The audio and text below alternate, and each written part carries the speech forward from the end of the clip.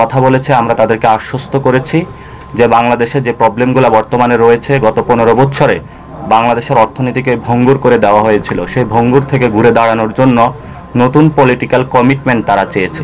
আমরা সেই জায়গা থেকে, পার্টিগত জায়গা থেকে তাদের সেই পলিটিক্যাল কমিটমেন্টটা নিশ্চিত করেছি।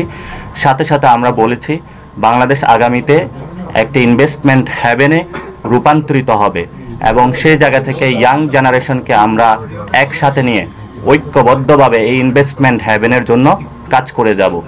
ইজ অফ ডুইং বিজনেস ওয়ার্কের যে র্যাঙ্কিং আছে 168, 190টা দেশের মধ্যে, সেটা আমরা বলেছি টপ 50 কান্ট্রিজের মধ্যে আমরা নিয়ে যাব।